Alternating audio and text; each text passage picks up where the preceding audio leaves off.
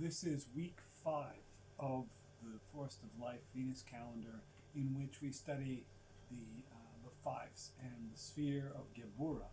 So, if you're familiar with the Tree of Life, which you should be at this point, you know that the emanation or the creative force that gives us the tree zigzags across 3 pillars, kind of like an array, and it goes from 1 to 2 to 3 to 4 and then to 5. And as it does this, it's setting up a set of polarities that resolve in a kind of a mediative point. So in the case of 1, 2, and 3, the mediative point emanates energy and then form, and then that implies this first triad to be the itself a self-contained polarity that is resolved.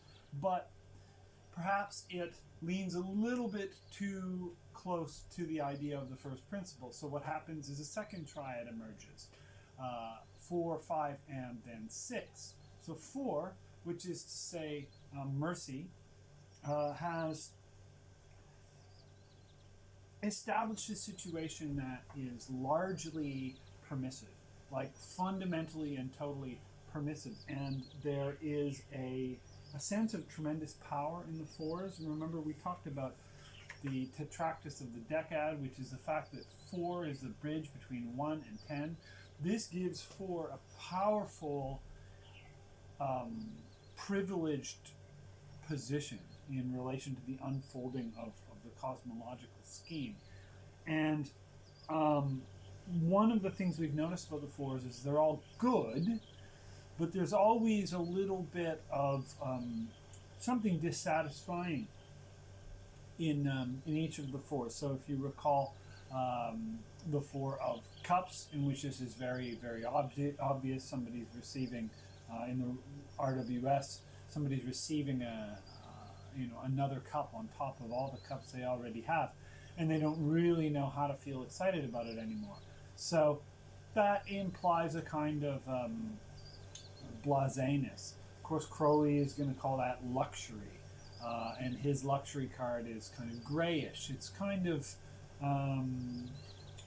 it's not entirely satisfying or exciting. Similarly, the 4 of discs is power, but it shows somebody who holds on to power almost too tightly. So there's, in this notion of 4, there's this idea that there's something a little bit almost constipated about it. There's something a little bit static or stagnant about 4. And one of the things that, of course, has been said in the grading system as people progress, usually the grading system of the OTO and the Golden Dawn was such that people would progress up the spheres, right? So the neophytes were in the bottom sphere, and then the zealotors were in the 9th sphere, and then Philosophicus and Practicus were in the 8th and 7th, and so on. And one of the things I believe Crowley mentioned is that 4 offers this kind of terrible choice, this choice to cling to power, and to cling to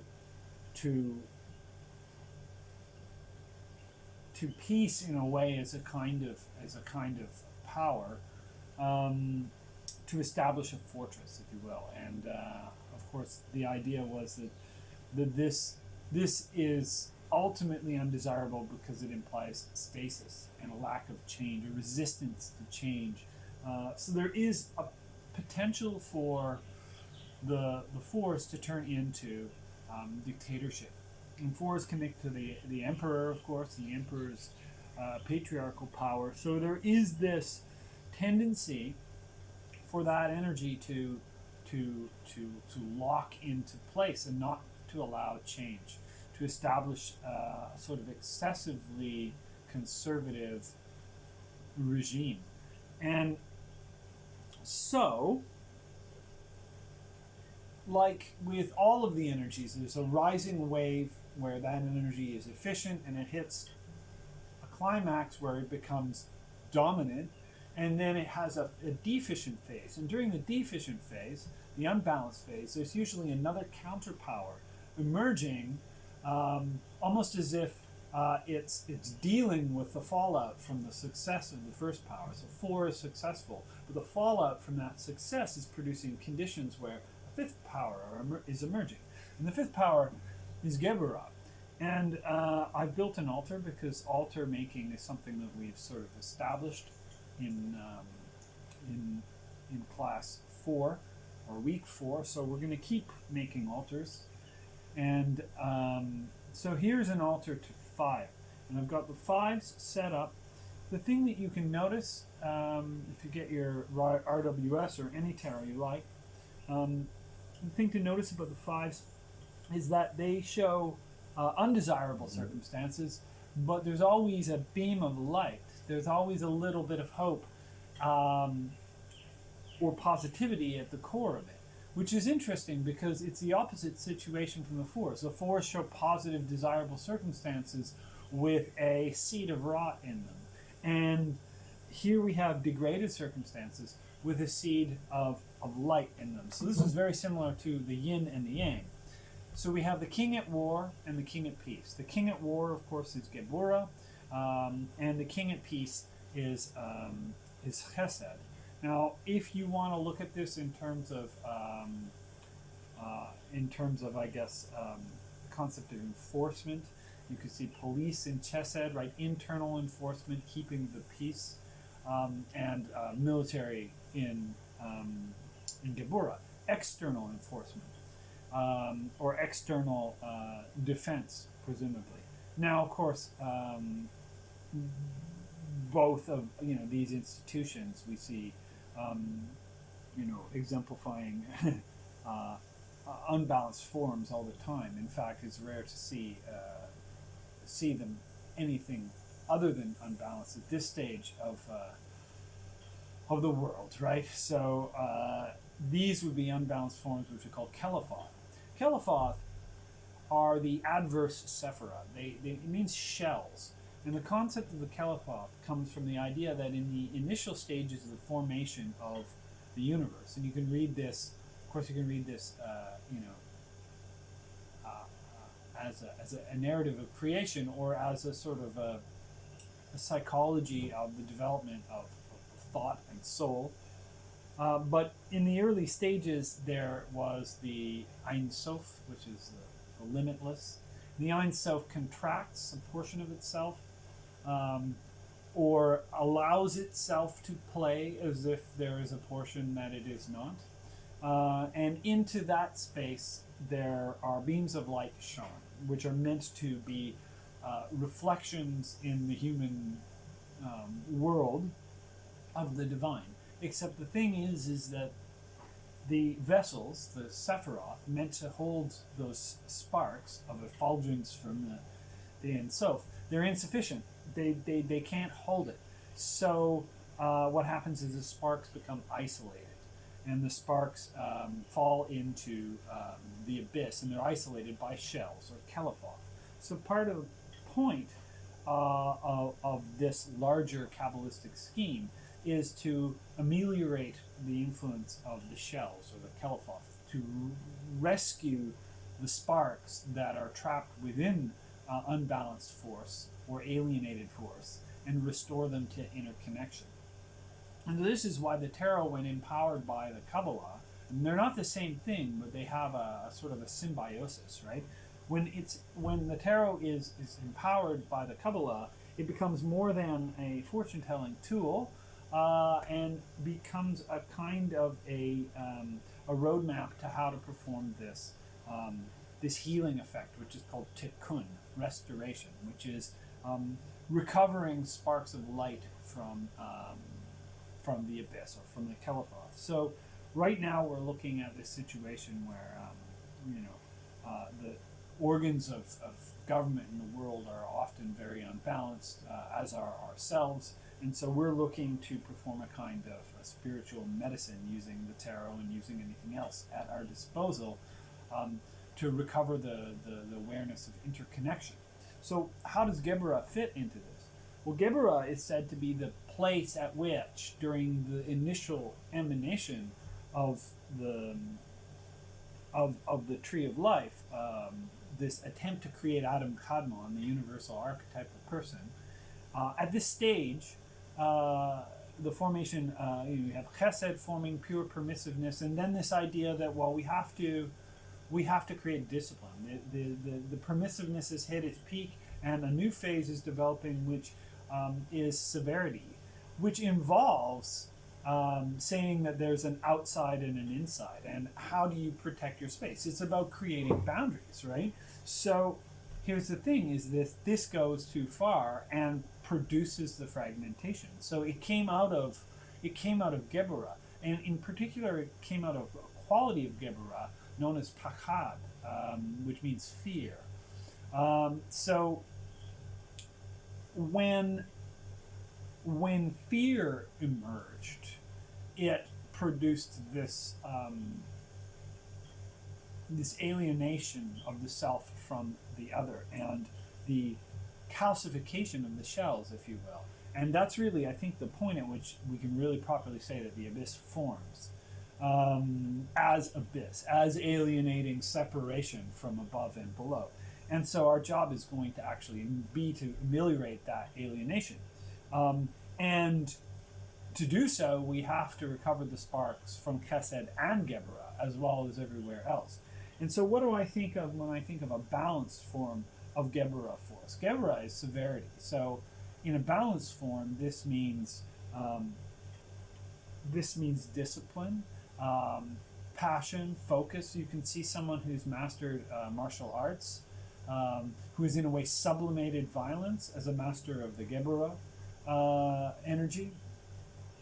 And so this severity, when it is done properly, produces a kind of a fitness, a dignified and composed and powerful capacity to draw boundaries. When it's connected to love, then this goes awry. It's when it's not, when it's connected to fear, that this produces a deepening or exacerbation of the abysmal situation, which is essentially just a distortion of perception.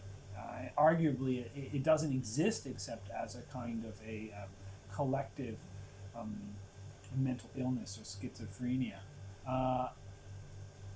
There's a lot of things I want to cover today. There is an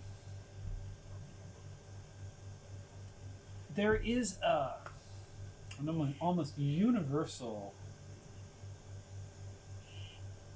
experience, I think, that the human has that we don't really want to admit, which is amnesia. It seems that amnesia is a close to universal condition. We forget what we have been. In fact, if we don't maintain what we do, we tend to forget it. And this goes for virtually anything, including first languages. If you don't use your first language, let's say you've been speaking it for, 20 years. If you didn't use it for 20 years, you might forget it entirely. This has happened. There is nothing that is permanently in our possession. So what is it that allows us to say that we have a certain capacity, we have a certain expertise? It's actually our return. It's our repeated return to those things. In other words, what we practice. And I think practice is a very important thing to talk about. We need to develop this into a mode of practice. So for your tarot, I'm going to introduce the following. We talked last week about making altars. This week, the following task is it's quite simple. Every day, pick one of your tarot decks and look at every single one of the pictures. So let's say I decide that it's going to be this Hermetic deck today. I'm going to just take time with it. Now, it could be 5 minutes if I'm rushed. It could be 10 minutes. It could be half an hour. It could be an hour. In the time you take to do this, have a look at the cards and try to recall to your mind other cards from other decks. So if you only have one deck, all right, you're learning on this one. But if you are a person who's worked with multiple decks, then this is an excellent time to look at, say, the devil here, and to think about other versions of it and try to bring them to your mind, because this will become a very, very, very valuable tool. The ability to bring pictures back into your visual memory. And so here's what you can do is I'm looking at this, and now I'm seeing in my mind's eye the Rider-Waite version. I'm seeing in my mind's eye the Ithel Cahoan version. I'm seeing in my mind's eye the Crowley version. I'm seeing in my mind's eye the Carrington version, and I'm able to bring multiple images of this card to my mind. I can also picture it where it belongs on the tree. So what I'm doing in this practice is, in a sense, feeding my tarot, establishing this pattern of practice, which will ameliorate I'm using the word ameliorate a lot. I don't know. I like it. It's good. But it will it'll soften the effects of this amnesia. And so why is this amnesia a case? It's because, in a sense, we are, as much as it would be nice to sort of say that all of our accomplishments like chesed are a firm foundation that will never fade, there is a force of time and entropy. So I bought this Hotness in the UK. It's a lovely spot down in Devon, and it's got the Reaper on it, right? It introduces the concept of time, and I think that's really what's going on. Chesed has given us volume, but Geburah gives us another dimension, which is to say time. And so it's all fine and good to be fully permissive in a world, a synchronic world of chesedic peace, but things decay. Time has an entropic effect on all of our foundations. So what Geburah allows us to do is to move upstream of the force of entropy, to face entropy and to move upstream towards it. And of course, the concept of the salmon comes up in our class already. The salmon symbolism has come up several times, not just me, but of course with one of my students. And it's very strongly connected to the Celtic and Druidic mythologies, in which the salmon of knowledge is a crucial figure. And salmon swim upstream back to their spawning grounds. They have an innate memory of it, and they return upstream. And if you imagine this concept of a flow of life energy, kind of flowing from the source all the way down to the ocean, where everything dissolves into everything else. This is an entropic flow. This dissolves all foundations. But what Geburah allows us to do is to turn into it and to go upstream. We call this hormesis biologically. Hormesis is essentially exposing yourself to small amounts of stress that allow for making your body and your mind and your soul more robust. So the hormesis is when, say, example, you're lifting, right? You're lifting every day. You're exposing your body to stress. If you walk in the cold, for example, some of us have lived in Canada.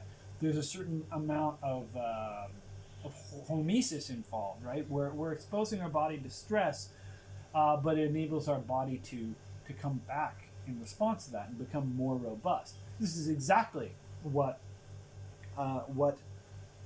Geburah does, and Geburah allows us to become more vital and robust. We're not just sort of like letting everything, bubble around in total kind of permissive malaise, in the deficient phase of Sesed, we're changing things. We're seeking out the stressful circumstances that we can rectify. And by turning upwards towards that kind of source of stress, we actually engage vitality within ourselves. So imagine this, and I'll mention it again. But there's a river, and the river is life. And you're on one side of the river, and let's say life is the course of getting to the other side of the river. Now you can get into the river and you can just drift, in which case you'll kind of end up in the ocean, which is, of course, ocean is a good thing, but in this analogy, what that's producing is essentially total dispersion into the all. Now, if you try to swim directly across, the current will take you downstream. You will lose ground if you just go through the motions, do what you're told, just try to cross the stream. So, if you want to actually gain ground, and let's say a day is an incarnation, you want to angle upstream. Now, maybe you go straight swimming towards the source, or maybe you go on an angle. And in this way, you can make some ground. Current's going to carry you down a bit. You can sort of zigzag up towards the source. And I'm imagining this energy of, we'll say, negentropy, that the abysmal situation, in a strange way, is a gift, because it gives us this opportunity to differentiate ourselves and to express the vitality of the universe within our own lives by angling upstream. So this theme will come up again and again and again. And Geburah is a sphere that really gives us the key to unlocking this type of vital life force, this negentropic energy. So I want to examine this altar that I've established here. I can, as you can see, we have the fives of the RWS, and I've placed them in the position of fire, water, air, and earth. And these are actually connected to the watchtowers. Here, let's remove this lovely torus so that you can see. I have unified them with the 4 watchtowers of Enochian. So I'm going to open this up so you can look. I've made this. Enochian is not something in this course that you are required to study, but know that it is since the time of at least the Golden Dawn. It's been in the background of the Hermetic tradition. Well, it's certainly before that. But there was a synthesis done by the Golden Dawn. I don't technically use the Golden Dawn version per se. I think it's better to look at the more the pure forms. That being said, I'm not a pure sort of Dr. D-ist either. What I've done is this is a corrected version of the Watchtowers as decrypted by David Allen Hulse. I've established it. What those squiggles are is they trace names across. These should be tables of letters, and these trace the names of 92 spirits, or 92 governors, they're called. And in fact, there are 22 in each of the watchtowers, and then there's an additional 4. What does this mean? These 4 watchtowers are elementally coded. They're fire, water, air, and earth in this order. When you see the pentagrams that are drawn according to the Golden Dawn style, especially in the what do you call it, lesser banishing ritual of the pentagram, this is actually how they're laid out. Of course, there's a 5th element that we call spirit, or akasha. The thing about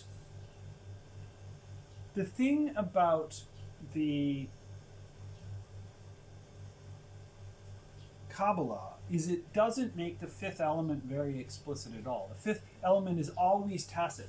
And this is because, could be for a variety of reasons, but the Christian developments on the Kabbalah make a lot more of the concept of the five. And to the point where Christian Kabbalah, which was developed, I believe, by Pico de Mirandola, chiefly, hinges around a formula called pentagrammaton. And so in the case of Enochian, you actually have an explicit fifth element. Very, very, very, very explicit. It's interesting.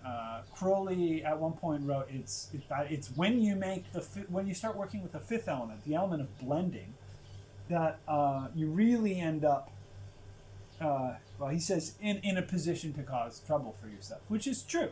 The fifth element is something to take very seriously, to take very, I guess, I want to say reverently.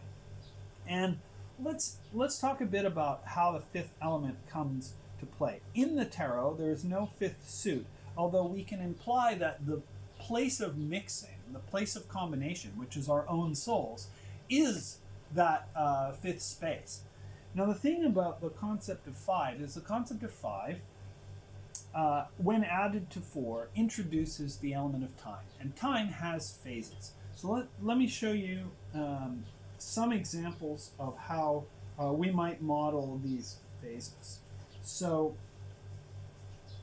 all right, here we have an image of fire, water, air, and earth with spirit in the center.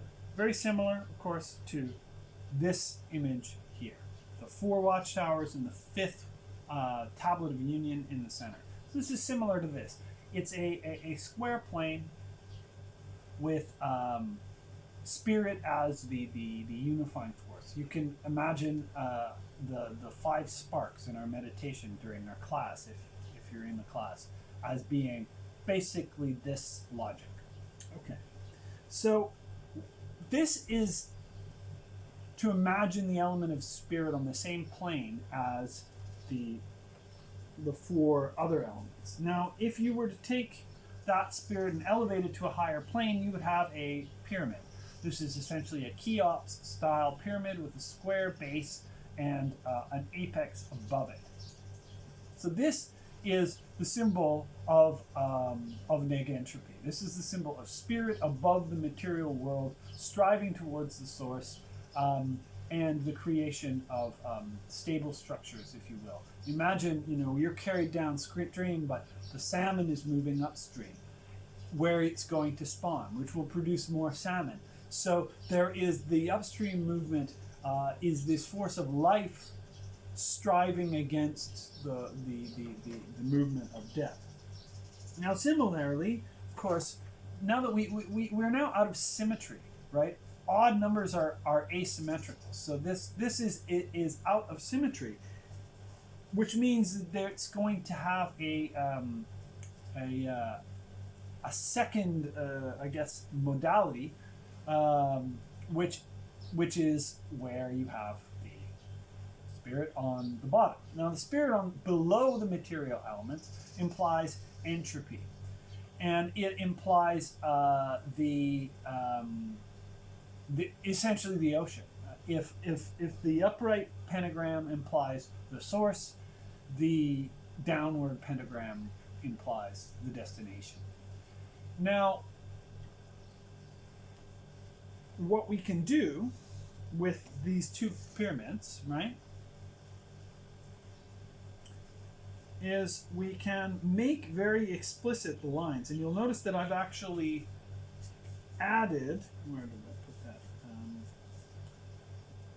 I've added the cross in the middle of the square. And by doing that, the upwards pyramid now quite clearly and obviously becomes a pentagram, as does the downwards pyramid. So that you have a downwards pyramid, downward pentagram, an upward pyramid, upward pentagram. We can call this the goat, or the goat and the unicorn. I don't want you to, at this point, engage a dualism that says good, evil. I want you to, at this stage of the game, simply acknowledge we've got negentropy and entropy, life and death, if you will, spirit and matter. There are ways that these concepts resolve themselves without having to become the subject of a kind of a war against good and a war between good and evil. That is, I think, a fairly reduced interpretation of the situation. But you can see at the point of Geburah, we actually are engaged in this. We have now this stark duality between forces dragging us down and also the life force's desire to connect to greater to its source, to greater complexity. So this negentropy and entropy dichotomy appears at this point like a life and death struggle, like a war, if you will. And so you can imagine again the energy of Geburah being an energy of discipline, an energy of trimming down your excesses, of becoming, if you will, becoming ship shape. I want to talk also about how, if you recall that with 4, you have this bridge between 1 and 10. You have this definitive power moment in 4, whereas in 5, what you get is 15 circles. You can see I've added a 5th level. Oh, there we go. And that is, so we've got 10 here and we've got 15 here. But I actually want you to see that I've colored the triangles. I've made connections between the spheres, and I've colored the triangles black in the background. And interestingly enough, the tetractys of the decad, 4, is implied in 5. So you can see it, right? 1, 2, 3, and 4. So there it is in the background, notwithstanding. But we can see this as this 15-fold triangular number as emblematic of Geburah. Now, because we have 15 in Geburah, that quite naturally refers us to the 15th trump. Remember I said that there are ways of reading. You can read from the symbol, or the pictures, you can read from the numbers, you can read from the system. Well, in this case, we are using the numbers, but we're reading from the system. So like this, reading from the numbers. This, by saying, 15, that refers us to the devil. This is a reading via the system. So learn the pictures, learn the numbers, and learn the system, because then you can start to make moves like this. I can now connect the Geburah force with this encounter with the shadow. So perhaps you want to say the downward pentagram is the shadow, is everything that is displaced or othered. And when we come to terms with it properly, as opposed to this exacerbation of the duality, that's when we perform the tikkun. When you encounter the devil without fear, and yet with firmness and the capacity to hold your boundaries, that's when you are in a position to perform this tikkun. So just as Geburah is the place where the tzimtzum, or the shattering of the vessels catalyze, it's also the key point for the healing. So it's the key point for the reversal of that process. So the pentagram is an extremely powerful tool, and both pentagrams are extremely powerful tools. And it's not through the choice of one over the other that we perform the tikkun. I'll show you next week a better approach than exacerbating the duality. We don't want to exacerbate the duality. I do want to show you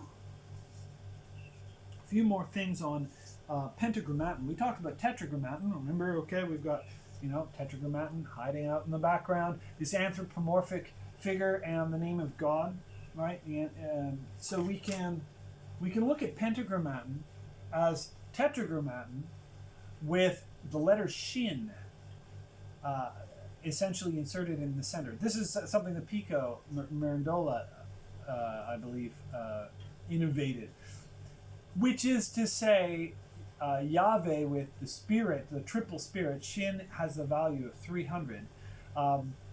With that within it, it produces, he would say, Yeshua. Now this is very like, this isn't proper Hebrew. This is a Renaissance Christian using these tools to justify his own epistemology. And I'm not going to say whether that's right or wrong. This is a kind of a semiotic art form, and people have been contesting using these tools. Contesting hermeneutics for centuries, contesting interpretations. Hermeneutics means interpretations.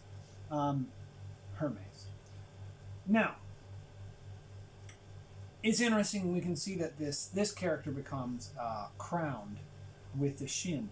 One thing I get out of shin is spelled shin yod nun, which is means tooth. And if you spelt it in full, it's not 300 but 360, which means the circle, which means the full zodiacal spread of the heavens. So this, you can even imagine just this anthropomorphic character, but a circle, if you will, representing the spirit. So this really is to show us that the mixing bowl of the elements is our connection to the divine. But within that connection, there is a possibility of going deeper into singularity or deeper into connection. So there's a dual vector, entropy, negentropy, the ocean, the spring. But think about it. It's actually the ocean feeds the ocean feeds the clouds, feeds the aquifers, feeds the spring, feeds the ocean. You have this toroidal flow. Look what I've hidden here. This is a dodecahedron. The toroidal flow between the two vectors, if you will, of spirit, the light and the shadow, the entropic and negentropic forces. They're part of one continuum. So, why did I put the dodecahedron here? Because according to Plato, the Platonic solids, which are probably older than Plato, but they are in the Timaeus assigned to the elements. And typically what we see is the element of fire, the tetrahedron. The tetrahedron is self-dual. I talked about this last week. It produces itself within itself if you connect all its faces continuously. It's the only one of them that is self-dual. It sort of scales infinitely into its own energy. Fire. Water. The dodecahedron, the icosahedron. 20 triangles. The air.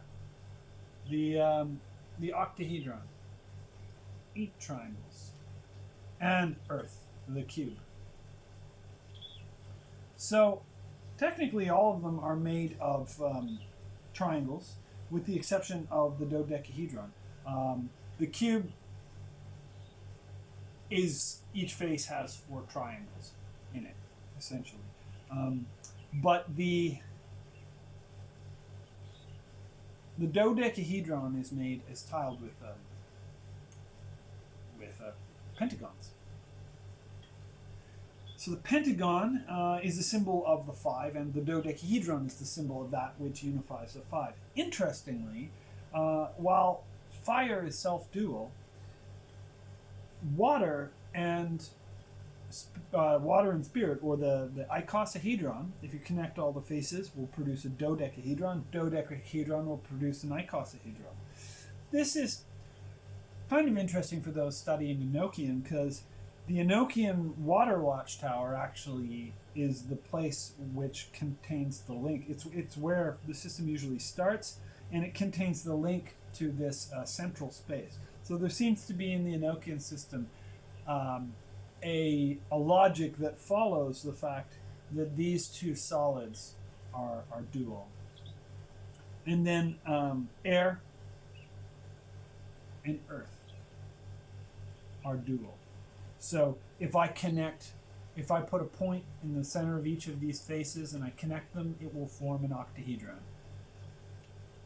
And likewise, if I make a point in all 8 of these faces and connect them, it will form a cube. And sacred geometry, of course, branches off from all of this stuff, and we can build some very interesting structures to host our ideas upon.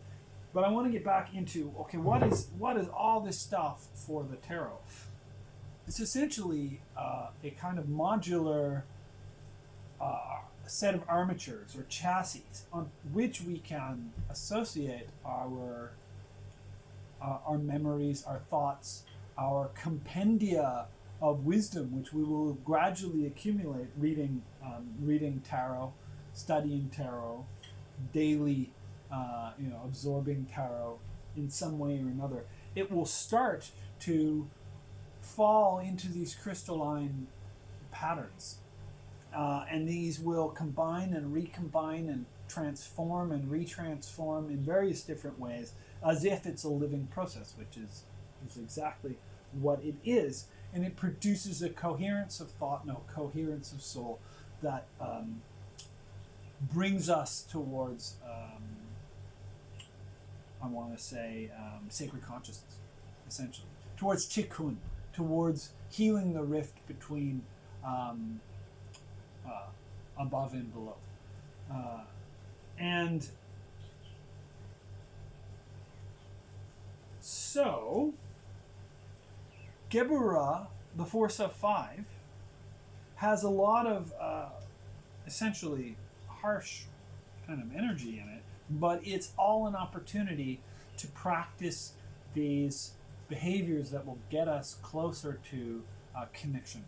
So really, the power of spirit becomes available to us here in a way that's not available really in any other position in the tree. 5 is a very powerful number. It's at the center of the lo shu, which is, we're certainly going to see that at some point.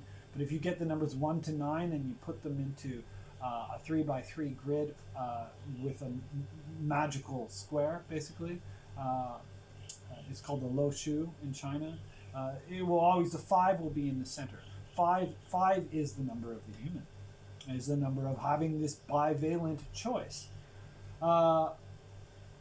In the RWS, I find it helpful to read the 5s as not quite enough of the respective energy, the 6s as just right, and the 7s is a little bit too much. So I call this the Goldilocks interpretation of the 5, 6s, and the 7s. So the 5 of wands is a kind of a battle, you can see, but there is nobody's ahead and nobody's behind. They're all just kind of basically helter-skelter. It's a bit like noise. There's not enough of a lead for any one signal to come out of this noise as dominant. And with water, I love this. This is one of my favorite. There's not these 3 have been spilt. He's moping and unaware of or forgetting the fact that there are 2 remaining behind him. There's a ruins over this kind of image of disappointment, but there's a white bridge over this image of appreciation of what you have. So this should train you every time you feel like this to remember the white bridge. And the white bridge will take you out of debilitating regret, crying over spilt milk, and will take you back into this position of appreciating what you have. And so that white bridge is a mnemonic trigger, but it reminds you of an attitude. Remember, amnesia is our enemy. And amnesia, the fact that we forget ourselves and forget our purpose and forget our long-term best interests, that's the force of entropy. And so this gives us this reminder that we can, once something isn't gone our way, that we can recover quite quickly by appreciating what we do have. So if you see this every day and think about it, it will it will help you against the entropy of amnesia, especially in situations when you're dealing with disappointment.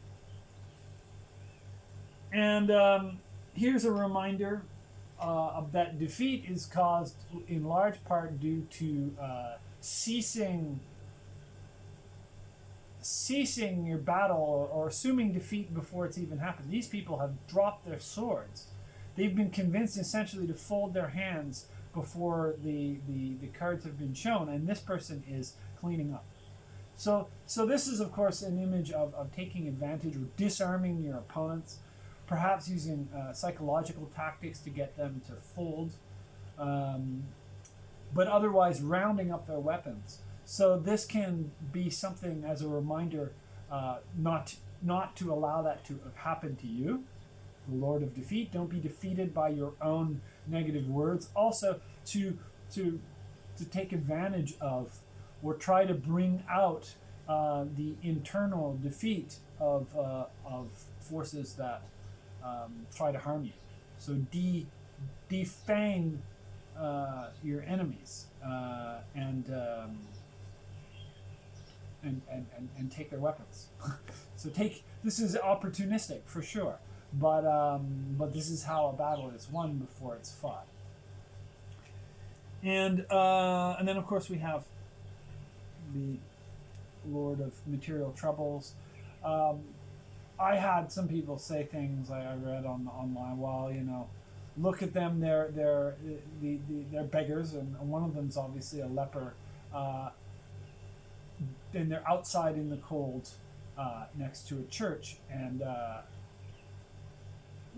there's an emphasis sometimes on being left outside in the cold. I think you can turn this around also, that why are they outside the church? Well, often there is begging outside of churches because actually that's where they're being sheltered and where there's charity and where there's food to be had. There's often resources in churches. So you don't have to read this as a sort of a negative exclusion. You can see this also as there, even in times of destitution, there is a place of refuge.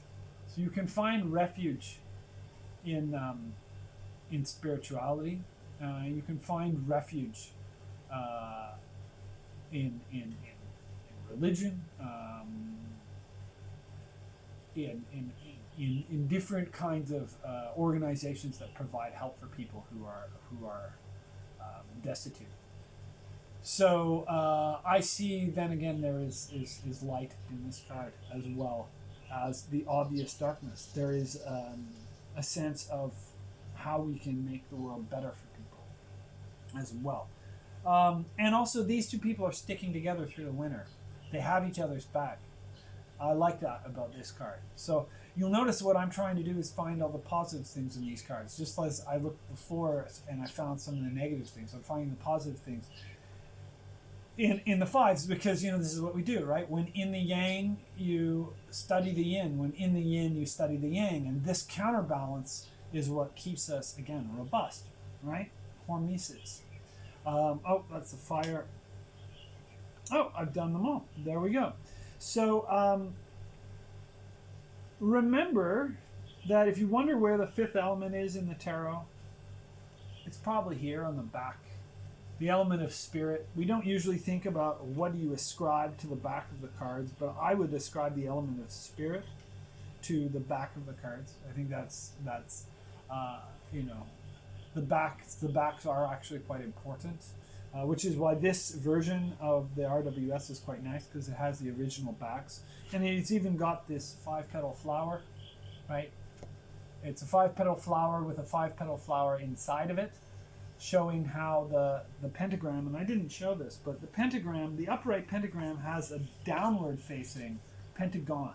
And so inside of this is going to be a downward facing pentagram. And inside of that will be an upward facing pentagon. So actually this infinitely scales into itself. Upright, downright, forever within itself. And we get that here.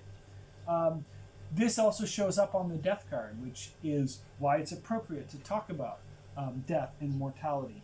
It's the idea of 5 and 5 producing 10. which we see in the tetragrammaton because the heys are both worth 5, right? Hey and hey, the upper and lower windows. 5 and 5 is 10. And of course, there's really only 3 letters in the tetragrammaton, so the hey appears twice, but it is the same hey. So similarly, we can say that spirit appears in 2 phases as entropy and negentropy, but it is actually the same energy. The ocean and the mountain spring are the same energy, and there is almost an inherent paradox. I think I talked a little bit about dialetheism, the true contradiction. And in logic, of course, we eliminate the idea of the true contradiction. We talk about how contradiction destroys the logical content of a sentence. But a dialetheia, as a proposed true contradiction, seems to embrace paradox. A lot we lose some of the things that we consider advantageous or powerful, such as the destructive syllogism, the logic of excluding the middle. Yet we gain something when we embrace paradox. And we gain, I think, an understanding that takes us out of our limited minds. So I would say that there is a paradox behind all of this that we will discover in our own time, and how to dwell within that. I suppose the last thing I want to say is, imagine this 5th element as having 3 possible positions: an above, a middle, and a below. So you can actually see these 4 quarters, and then an apex, a center, and a nadir. And so spirit can occupy any 3 of these positions, which makes Shin the perfect letter to represent spirit, because Shin is valued at 300, and as we saw, has this graphic figure of a kind of a triple flame. So, or a triple crown. So that triunity, that ternary energy is here again, giving us three arrangements of the 5 to choose from. The plane, the upwards, and the downwards facing pyramids. So I think that we can look at Crowley's very explicit example of the pentagrams. These are the Indian version of it. They have the 5 elements. There are 5 phases in Chinese thought too. So fire, water, metal, earth, and wood, called the Wu Xing. It's a very interesting study in itself.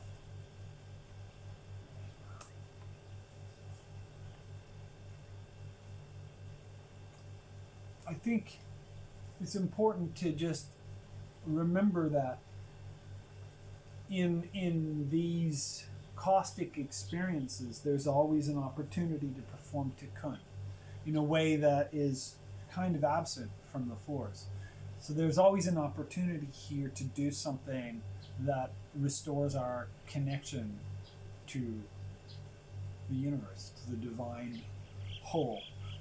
And so in a way, 5 gives us the opportunity for moral action. So that is Geburah, the king at war. And this is the 5th week of the Forest of Life Venus calendar. I'm Dr. Peter Duchemin, the tarot philosopher, and I hope this has proven interesting to you. And keep following along. If you're taking my course, keep taking my course, and practice looking at a tarot deck every day, just absorbing it, thinking, trying to make connections in your mind. And if you don't take my course, well, you might want to at some point. Anyhow, take care and see you next time. Next Friday for the transition to the next energy.